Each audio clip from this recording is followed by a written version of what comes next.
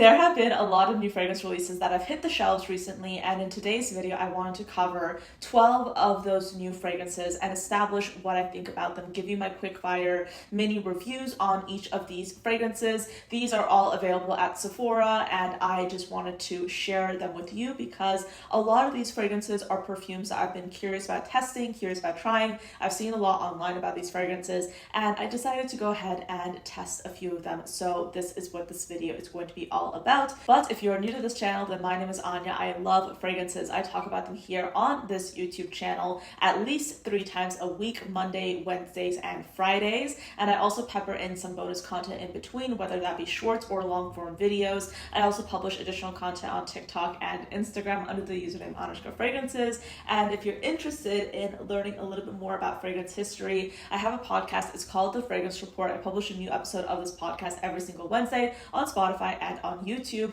In addition to that, if you're trying to be a little bit more mindful about how much you're spending on fragrances, if you're trying to be a little bit more careful about tracking the things that are going in and out of your collection, I'd recommend you download my Fragrance Collection Log and Expense Tracker. It's available in my Stan store. Just a quick disclaimer though, I don't actually own any of these fragrances. I tested these fragrances thoroughly after going to Sephora on a few trips with the intention of testing what was new, trying these fragrances out. So if you are interested in checking these fragrances out, if you are interested in buying them, I definitely recommend you do the same, or at the very least check up on some other creators to really get an in-depth review. This is just going to provide a surface level impressions on what these fragrances smelled like, my general experience with them. So with that being said, let's get into it. The first fragrance we have to talk about is Creme de Clementine from Nest. I have heard a lot of really positive feedback on this fragrance on social media, and I will say this, the Nest bottles look absolutely amazing. I love the illustrations that they have on the actual bottle design. I think that's very signature to the brand and it's quite beautiful. So in terms of the fragrance itself, the note pyramid, or the notes listed, are incredibly simplistic. You basically have the clementine and the vanilla. So my general experience with this perfume is that the opening was very bright and tart, very realistic to a clementine, but then the dry down is where the kind of creamsicle nuances started to develop, and it literally smells like a creamsicle fragrance. It's quite a beautiful citrus, especially if you want something that has a bit of depth for the fall time. So if you are someone who doesn't necessarily want to forego the citrus trend for the fall, but you want something that has a bit more depth, that has a little bit more power to it, then I would definitely suggest checking this one out. I did think it was quite lovely.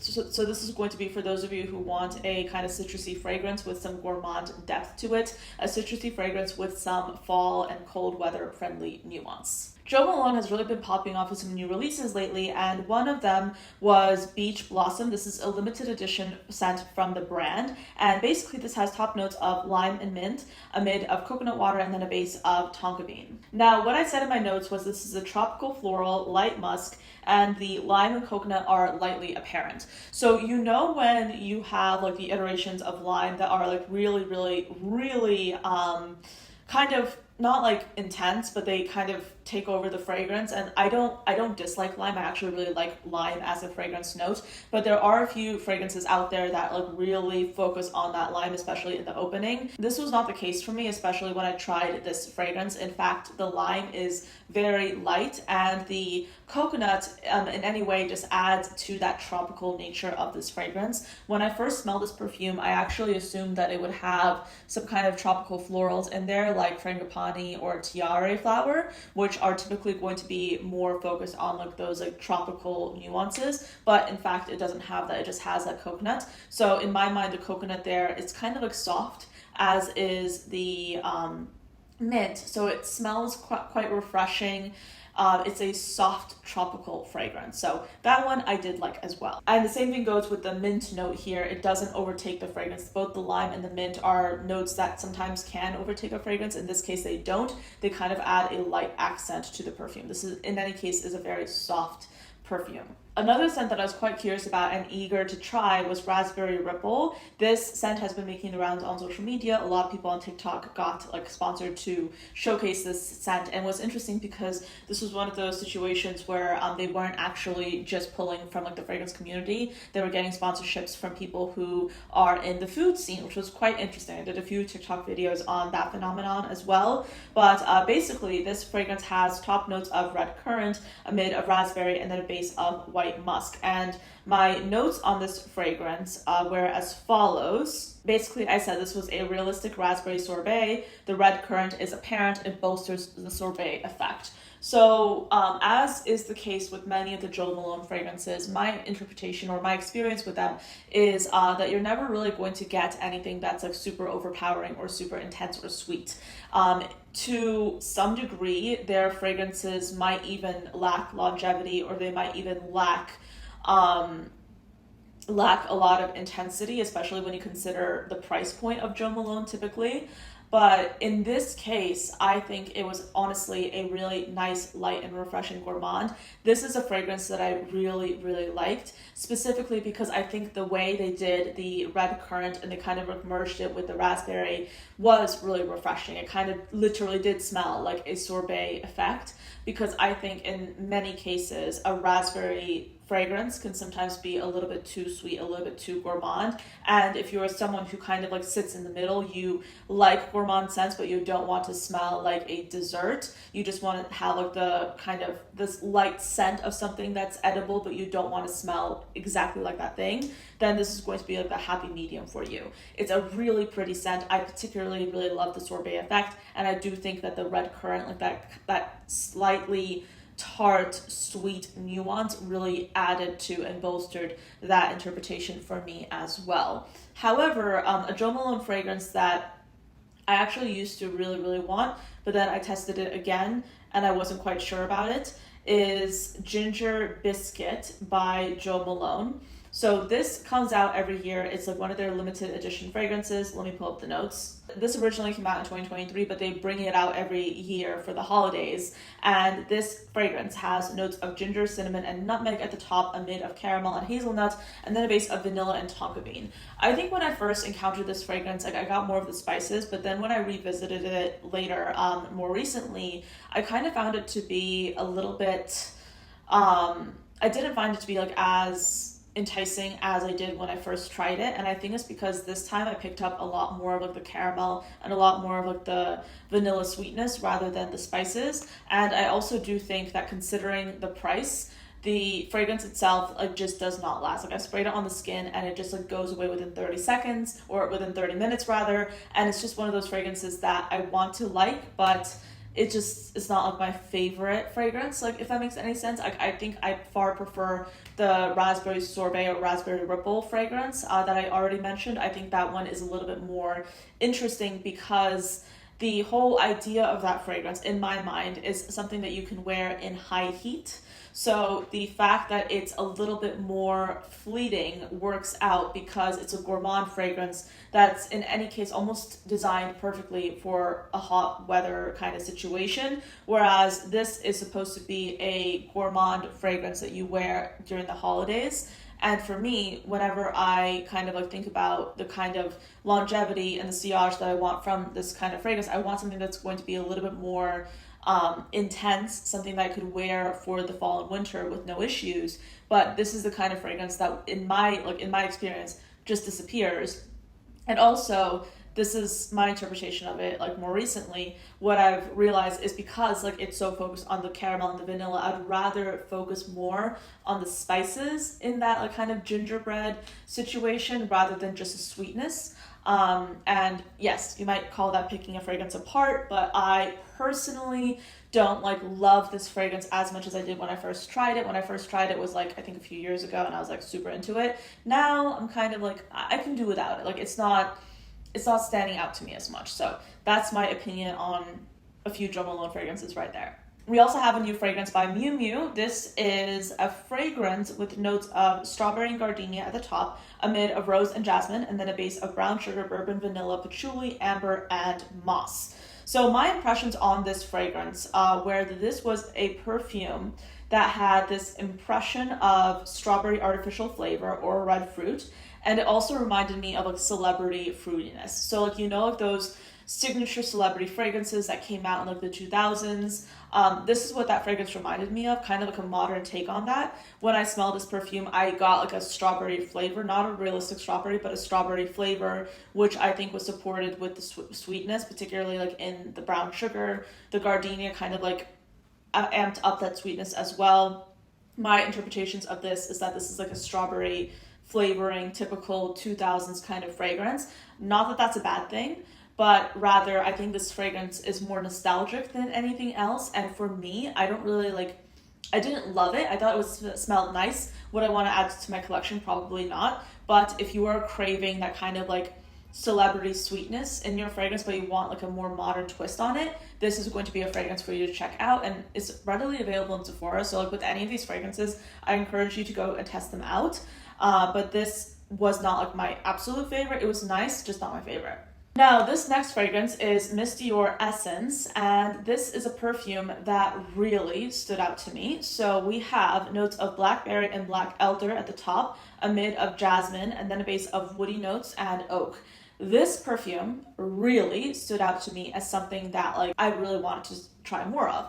And when I first tried this fragrance, and whenever I first try fragrances, I try to test them blind first, and then I pull up the notes and then I start to pick out like what I'm smelling.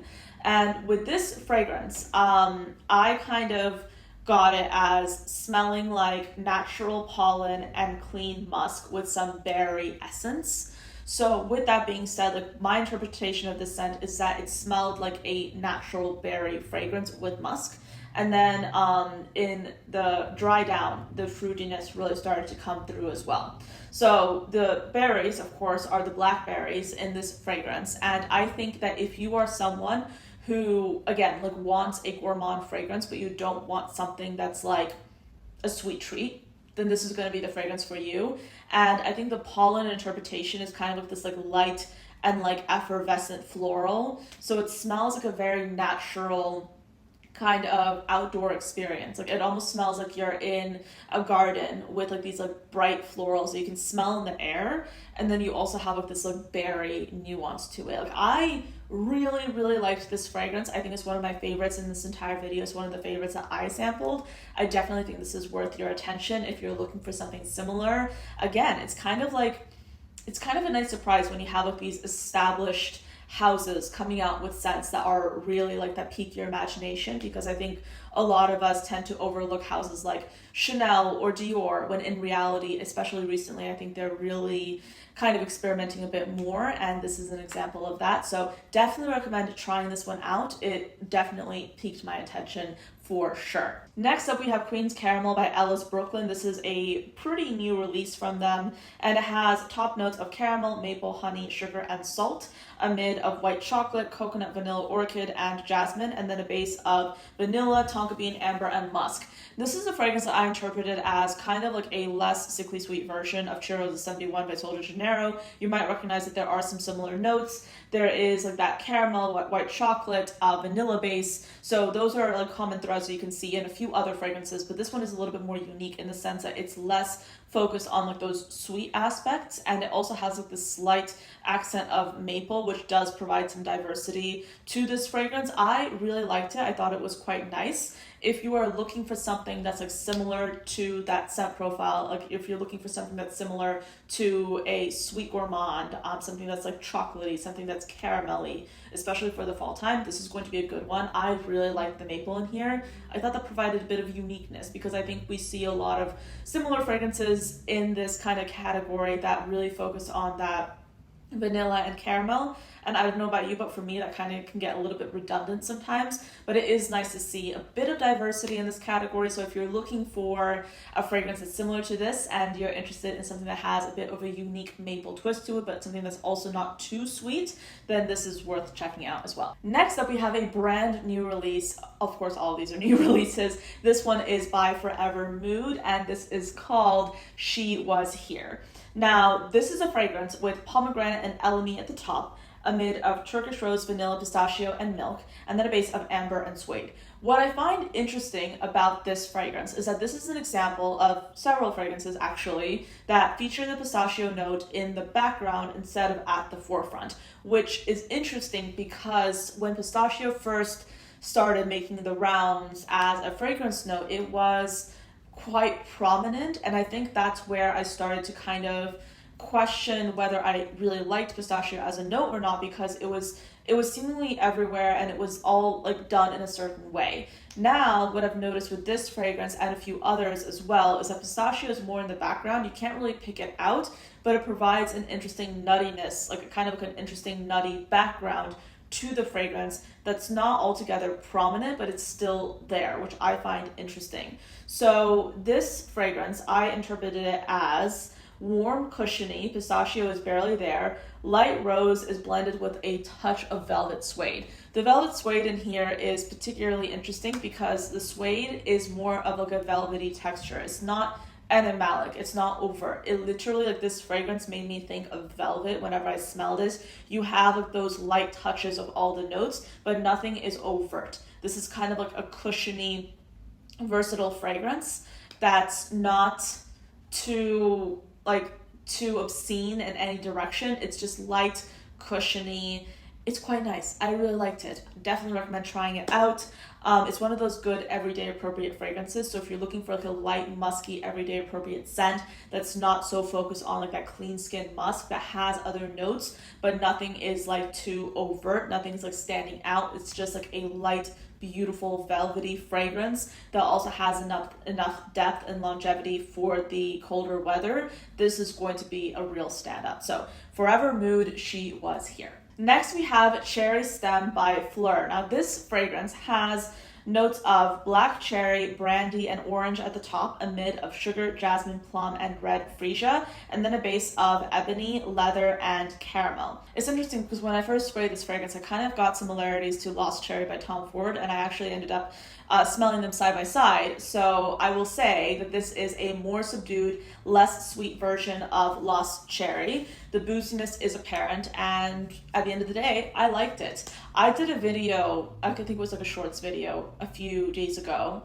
I think at this point when this video goes up, it would have been last week. But I basically did a video talking about how I did not like cherry fragrances. And it was intriguing because I think a few people in the comments interpreted that as me saying that I don't like cherry fragrances at all. And I think that's not necessarily the case. Like, I like cherry fragrances so long as they're unique and interesting takes on the cherry note. And in this particular case, this fragrance is interesting enough for me to say, if you don't really have many cherry perfumes in your collection and you're specifically looking for a boozy cherry, this would really be a good fragrance to check out, because in my mind, it's kind of like in between Lost Cherry and Cherry Smoke by Tom Ford. I'm not saying that they're duping each other. I don't think that's the case here. I think this is just like a boozy interpretation of the cherry note, in the sense that it smells like a sweet cherry, but it also has some slight booziness, but it's not over. It's not like heavy. If you're thinking of like getting a boozy cherry fragrance, but you don't want anything that's like too extreme, you don't want anything that's like similar to, for example, Venom of Love by Paulina Char, which is like one of my favorite for cherry fragrances, but that is quite an intense cherry perfume. If you don't want that kind of intensity, then I would go for this fragrance by Phlur, because this is kind of like touching on all those boozy notes, but in that signature Phlur way. It's executing these notes in a way that's like very like light and everyday appropriate. It's not necessarily going to be anything that's like too boozy. So if your preference leans towards something that's like more, I would say, kind of like in keeping with a clean musk, for example, but you don't want a clean musk in a cherry fragrance, then this is kind of like a nice like happy medium between being like a light cherry perfume and being something that's more boozy. Like this is a good middle ground. So I really liked it. I thought it was a unique enough cherry to the point that if I didn't already have a few cherry fragrances, I would probably consider this, but I already have some alternatives to this, and like I wouldn't say I have anything that's like super similar, but like I already mentioned, Venom of Love is in my collection. I have Banana Republic's Dark Cherry and Amber. I have a few other cherries to the point that I don't think I need another cherry fragrance, but this is definitely an interesting candidate if you would like to add one to your collection. I really liked it a lot. We then had a new fragrance by YSL. This is Libre Vanille Couture, and this is a beautiful fragrance. We have notes of bourbon vanilla, orange blossom, vanilla caviar, lavender, and rum. Let me pull up my notes. So in my notes, I basically said that this is my favorite Libre so far, and it's a celebration of vanilla, woodiness, and lavender as a slight accent. And what's interesting is that at this point, Libre is kind of like known for essentially like pioneering this like very intensely sweet orange blossom paired with the lavender.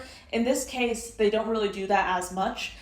This fragrance is decidedly very much in keeping with the vanilla. The vanilla here is center stage, but it's juxtaposed with this really pretty kind of like background scent of lavender, and of course you get that orange blossom, but I would say the hero note here is most certainly vanilla. It's kind of like this thick, beautiful vanilla without leaning too much into like the caramelized gourmand territory. I honestly really like this. Like, I really like this one a lot.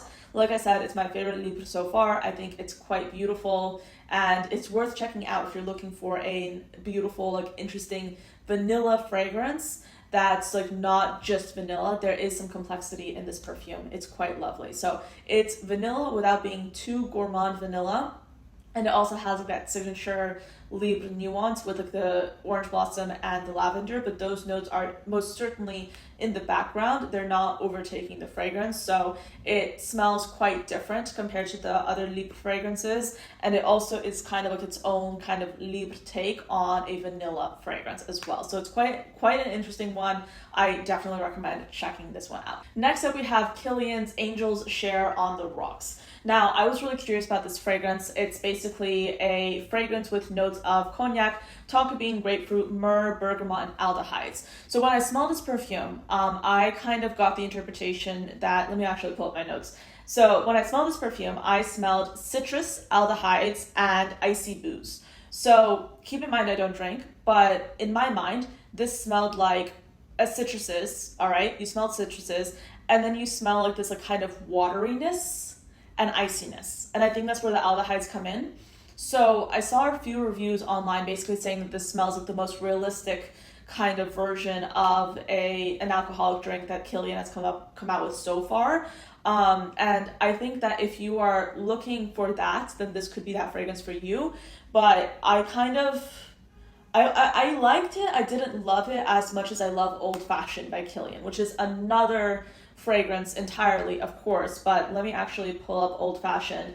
I really liked Old Fashioned, and it's actually on my list of fragrances that I would like to get from Kilian, because I just really appreciated that fragrance as being quite unique and interesting. But I think a lot of people online still said that it doesn't smell like a typical Old Fashioned. Again, I don't drink alcohol, but that fragrance had notes of wheat and Devon at the top, a mid of Immortelle and Cedar, and then a base of Tolu Balsam and Styrax. It sounds like such a weird fragrance. I really love it because it has like that booziness, but it's also like, there's also an aromatic twist to it. It's really, really beautiful. It's a stunning fragrance. I love that one. I think if you're looking for like a literal alcoholic drink kind of fragrance, then On the Rocks is probably going to be the fragrance for you. It's again like a citrus fragrance. It has some booziness, but it also has like this kind of like wateriness to it. Like when you smell it, like I kind of got the interpretation that it was like an icy fragrance because of like the aldehydes, because of the freshness. That's what I thought of it. It's a nice fragrance, but it's not my ultimate favorite from Kilian. My favorite that I really want to get is still Old Fashioned. I'm probably the last person to try this, but I finally sampled Rare Beauty's fragrance. Now, this is a fragrance with notes of caramel, pink pepper, and pistachio at the top, amid of vanilla, ginger, and cocoa, and then a base of sandalwood, musk, and tonka bean. What's interesting about this fragrance, and I found this out after I featured it in like one of my Smash or Pass fragrance news videos, but what's interesting about this perfume is that I think it's meant to be more inclusive when it comes to accessibility for like the fragrance bottle. Like that bottle is meant to be accessible, and I really do like that small detail. I think that was quite lovely of them to do. So in terms of like what I thought of this fragrance, this is described in my mind as a cushiony, soft, light nuttiness, lotiony, and aromatic perfume.